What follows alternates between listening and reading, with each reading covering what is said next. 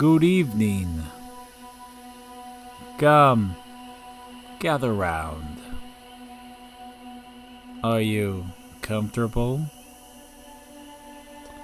Books can open windows into unforeseen possibilities. Oh, and don't forget to grab your popcorn. The year was 1995, and I was 15 years old. And a friend of mine had a book they bought from Mexico, and they went to visit family in Mexico. And they told me, "Oh, this is a really cool, interesting book. You should totally check it out. I'll lend it to you." And I was like, "Oh, cool. What's it about?" "Oh, if I tell you, you're not going to want to read it." And I wasn't even big on reading when I was a teenager. So I was like, "Oh, it must be really good for him to tell me, refer it to me." So, okay, I took it home. I read it. I began reading it. I got home, it had a funny title. And I was like, this title sounds so familiar. I opened this big book, hardcover. Looked like a grimoire of some sort. And I began reading this book on how to open different gates and portals and let things into our world, these spells to make you invisible, to turn someone to go crazy, and I'm reading this with the notion of, okay, this is like a fantasy book, I guess, because my friend also at the time was into RPG games. I didn't know if this was part of like a D&D handbook kind of thing, but then it started getting very intense. I don't say this story often because when I would get this intense headache every time I would repeat this story. I don't know why. Halfway to the book, I was still reading the book because I couldn't believe what I was reading and the pictures that I was seeing in it. My mother at the time was a curandera, like a shaman, medicine woman slash Reiki slash very into occult things. And I remember her banging on my door. She told me, "I don't know what you bought into this house, but I want it out of this house now."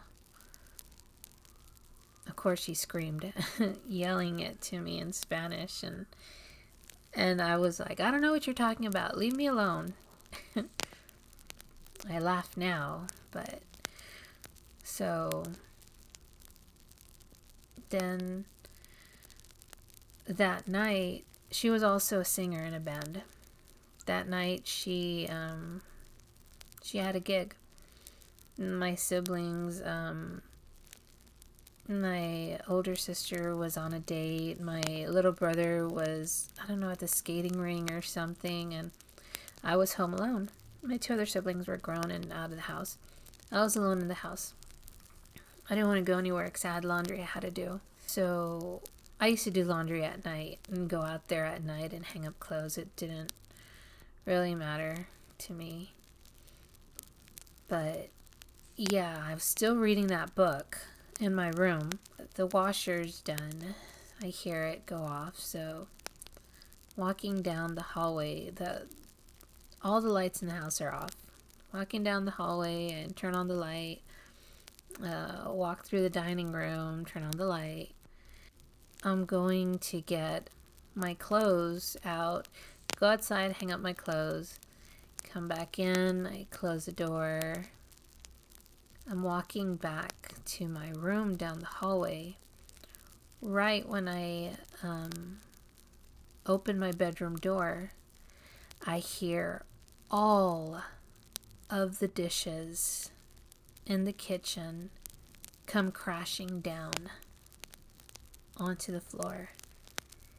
Immediately, my stomach sinks, and I'm like, crap, I must not have stacked the dishes right.